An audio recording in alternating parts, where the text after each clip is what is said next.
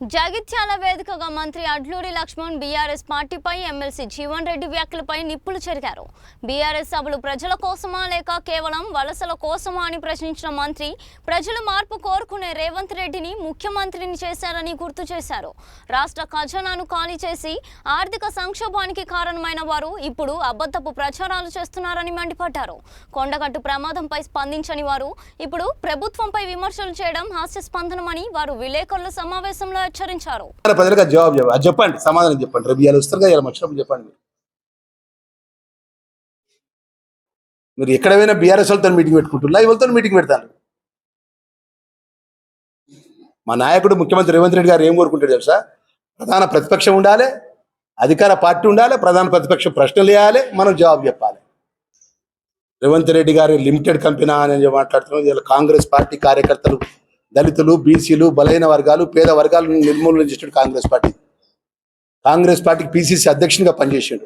Congress party కష్టకాలంలో ఈ రాష్ట్రంలో గ్రామ గ్రామాన ప్రతి ప్రాంతంలో పాదయాత్ర చేసి కాంగ్రెస్ కష్టకాలం ఉన్నప్పుడు ఏదైతే బీఆర్ఎస్ పార్టీ పరిపాలన మాజీ ముఖ్యమంత్రి కేసీఆర్, కేటీఆర్, హరీష్ రావు ఏదైతే సామ్రాజ్యాన్ని ఏదైతే మేమే రాజులో మేమే ఎదురులో రాజ్యాన్ని చేసినప్పుడు ఎదిరించి పోరాటం చేసినటువంటి పిసిసి అధ్యక్షునిగా వారి నాయకత్వంలో మీరు పనిచేసిన, మేము పనిచేసినాం. ఇదే జగిత్యాల పాదయాత్ర కూడా చేసినాం మనందరం చెరిగల నుంచి. ఆ విధంగా తీసుకుని ప్రజలు మార్పు కోరుకొని ముఖ్యమంత్రి అయిన తర్వాత 2 సంవత్సరాలకి ఇంత విషయం పెట్టుకొని కుట్ర పెట్టుకొని మళ్ళీ చెప్తున్నాం. మేము మళ్ళీ మొన్న చెప్పిన ఇప్పుడు కూడా చెప్తున్నాం. ఎందుకు మార్పు కోరుకుంటున్నా చెప్పమంటున్నాం.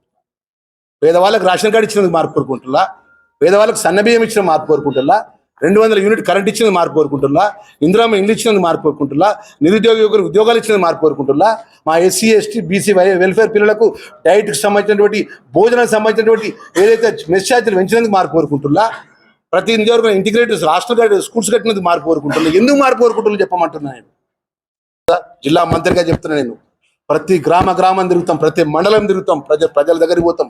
మేము చేసిన మంచిని చెప్తాం, కడుపులో తలకాయ పెడతాం, దండం పెడతాం తప్ప మీ లెక్క జిమికల మాటలు మేము మాట్లాడాం. కేటీఆర్, హరీష్ రావు మధ్యాహ్నం వస్తారు కదా, వాళ్ళు మాట్లాడతారు. ముఖ్యమంత్రి గారి మీద మాట్లాడతారు, రేవంత్ రెడ్డి గారి మీద మాట్లాడతారు.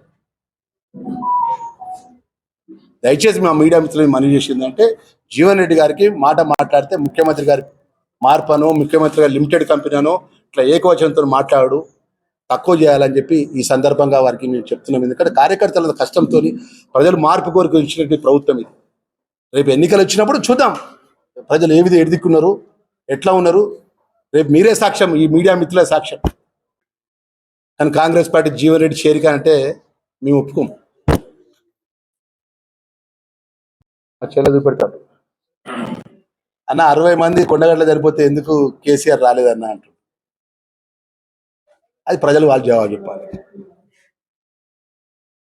మీటింగ్ స్టార్ట్ కాకముందు ప్రజలకు ఆయన మాజీ ముఖ్యమంత్రి కేసీఆర్ జవాబు చెప్పాలి.